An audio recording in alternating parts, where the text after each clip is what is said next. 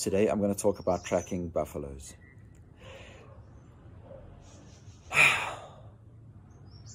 First, I want to start off by sharing that I want to use this live stream to share a concept that I've been using in my life called tracking buffaloes as a way to be able to recognize where we get in our own way. Like some story takes us off our path, and some people call it the shadow.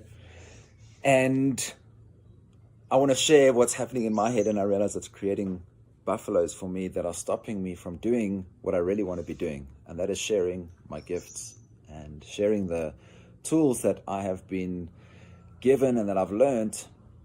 And there's a buffalo that in my experience that's stopping me from doing that. And so what that sounds like in my head at the moment is you haven't quite got the plan of how to share your work yet, or you want to go live and share this on Instagram, but you haven't got ready yet, or you haven't got a shirt on, or you just smoked a joint, or you have noise next door. Like, these are all the stories that I have in my experience that are stopping me from going live and sharing something that I'm really, really fucking passionate about, and something that I've been gifted with that's really supported me, and it's supported my most important relationships. And that by not sharing it, I'm actually sharing the thing that's been gifted to me. This is what I need to share with the world. And you can overcomplicate it for a while, and you can say you're not going to go live and share it, or you're not going to create the content that's going to move this work out into the world for a while. And then it starts to become really uncomfortable, because there's something that wants to come through, and there's a part of me that's blocking myself. And yeah, I'm ready to stop blocking myself. I'm ready to let this work go out into the world and to resonate. And I want to share what it is, how I'm using it, and where I see it showing up in my own experience. And part of that is pressing live and doing this video and letting go of the story that it may offend somebody, or that I'm already on 2 minutes and 23 seconds and I haven't got to the point, and people have a short attention span. When I let that go, I just allow myself to be able to share what's true right now. When I let go of the story that this may trigger somebody, or make me look bad, or some story around that, it allows me just to breathe. And it's kind of a new space for me, because what I'm going to share with you now is something called the Inner Kingdom. And it's a tool that I've been working on probably for the last 4 years. And it's a combination of a whole lot of different personal development tools that I've looked at. And some context is, since leaving Johannesburg and going through a crisis of meaning, I would say, in 2014, I've been on the road, and I've been super focused, hyper focused on tracking myself and what's driving my decisions. Because I realized for a while, towards the end of this crisis of meaning, before I got to a bottom and I needed to make a different choice in my life, there were lots of signs around me that I wasn't on the right track, and I wasn't necessarily tuned in enough to be able to be aware of what those signs were. And when you suddenly look back and go, whoa, that was a fucking mess, how did I end up there? There's a part of me that doesn't want to go back there. And so I become very, very conscious of what drives my stories. It got me down the path of understanding the law of attraction and manifestation. But my jam is to be able to read a self-help book, try the things that are in there, see what works for me, understand how it supported the author and that framework, and then use what works for me and adapt the other parts into something that really supports me. And part of that journey for me has been taking some of the like gray suits type of vibe away from personal development. There's something about that stuff which is like, it's amazing. I love all of it. I love most of it. But there's some of it that's a little bit academic. It's like a little bit cerebral. It's like we do this, this, and this, and we get this result. And it's like a sort of a scientific approach to the human experience. And the human experience is not just here, it's here and here and here and here and here and all the way down and everything around us. And so I wanted to find ways that personal development, or my development, could be a bit more exciting, a bit more fun, and a bit more connected to these other parts. And so the Inner Kingdom tool that I've been working on is a culmination of a couple of different modalities and frameworks and a bit of law of attraction, and it's amazing. And I'm really, really proud of it, and it's really supporting me. And I'll share at a high level what it is. There'll be a link in the show notes or this live stream of how to be able to access the King's Playbook. But essentially what it does is it tracks the various parts that make up ourselves. The analogy that Gareth is having a good day or is getting in his own way is more difficult to understand or to be aware of than it is for me to recognize that the person that I call Gareth is actually made up of lots of various different parts. There's a version of me that loves to exercise. There's a version of me that loves to eat. There's a version of me that loves to exercise, to cook or to garden or to make love. There's also a version of me in here that is worried about what the world thinks and worried about what happens if I make a mistake on an Instagram live. Like, who is that person and what do they need? And when you start to look at all these various parts of ourselves as members of a kingdom, various characters, each with their own gifts and superpowers, you really get an insight to recognize who it is that's driving your inner experience. And so I'm going to share an example with you right now. I have an inner polite boy, and I didn't know who he was until recently, but the tool works like this.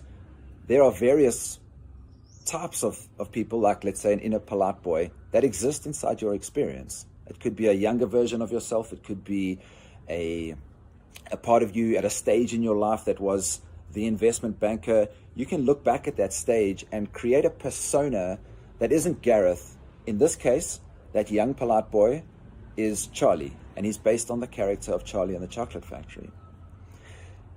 And when I found this out, I only met Charlie as an Inner Kingdom member probably in the last 3 days, and it's been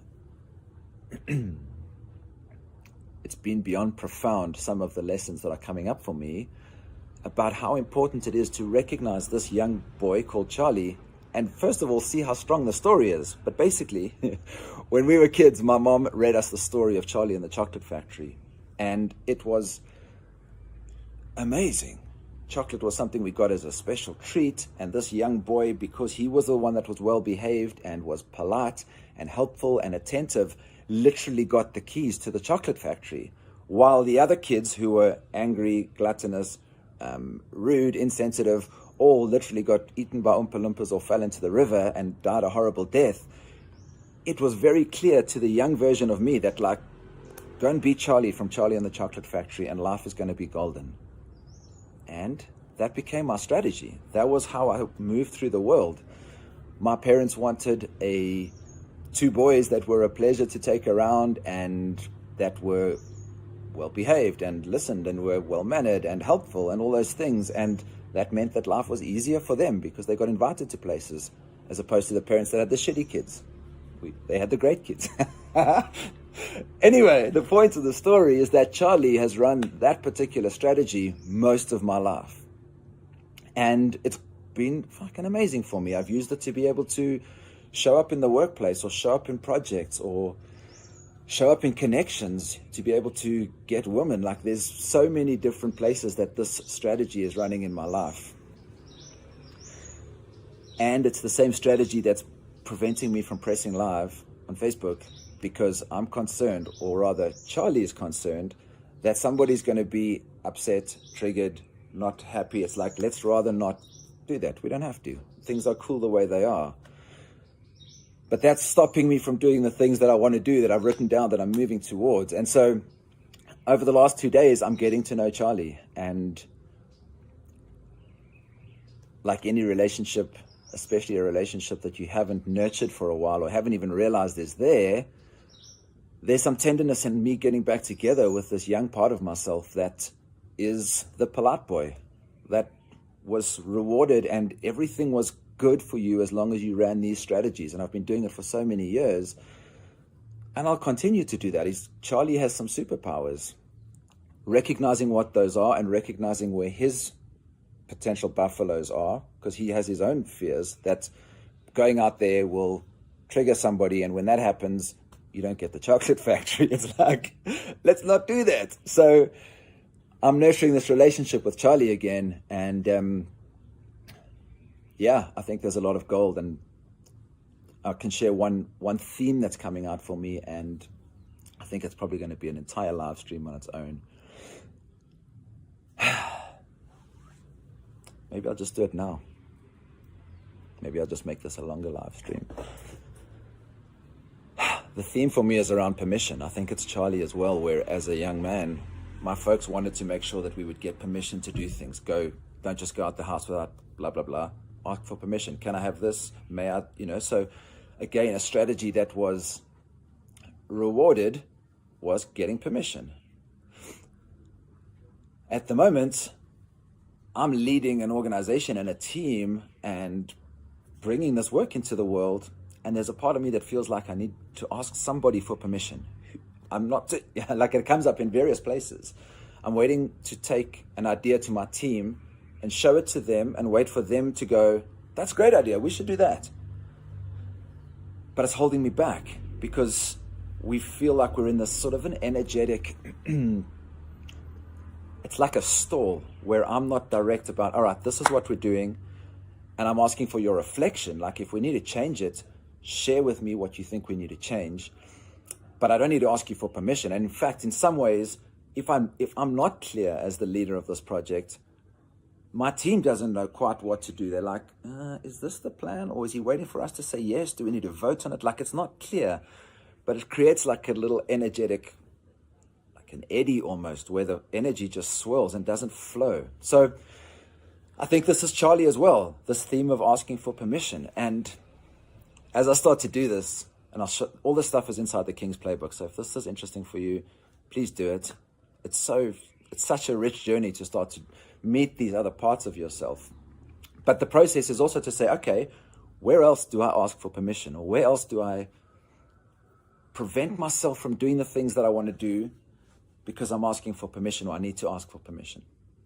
And a moment came up for me when I recently bought a bicycle. I moved to Guatemala, haven't had a bike for many years. I've mountain biked in my past. I love it. I decided I'm going to make Guatemala my home. And after being a nomad and living out of a backpack for the last 6 years, I've now got a home base in Guatemala, and I decided that I'm going to buy a bicycle. So I found a bicycle in Guatemala City. It's not an easy thing to find. The one that I want is $5,000. It's an expensive bicycle. Who knows? I have some potential shame or guilt or anxiety around what I think Araminta, my partner, may think about me spending $5,000 on a bike. My money, my dream, my idea. The right way to do this is say, hey, here's the right bike for me. I'm buying a bicycle. How much is it? $5,000. If you've got any problem about the price and you want to talk to me about it, or you think I'm being reckless with my money, please do that.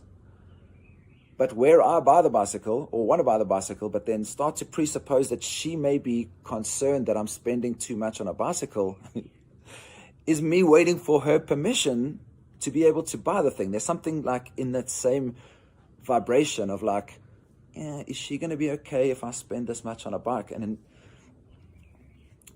what it does in that moment is it puts me into child and her into parent. There's the sense of like wanting her permission to be able to do something. And so I'm getting to know Charlie, and I am checking in with the parts of myself that are continually running the polite boy strategy and potentially waiting for people to give me permission to be able to do things as a fact that somehow allows me to do what I've been called to do. It sounds so crazy when you talk about it. It's like, dude, just do it. I'm trying. So that is the 15-minute download of the King's Playbook. It's an introduction to Charlie. I have met probably about 10, 12 Inner Kingdom members, different versions of myself, all with their own superpowers and gifts for this inner kingdom. And they also have their own shadows and their own wounds and their own buffaloes. And the work is really to start reconnecting with this inner kingdom. And when you do, you start to create harmony inside yourself, and that harmony is reflected into the world around you. And so if you've made it through these 15 minutes, I want to say thanks for watching. I don't actually need to mention the time here. Like, I'm just tracking these stories inside myself. It's like, wow, that's a long live stream. I'm done with that. It's just a live stream. Have a beautiful day.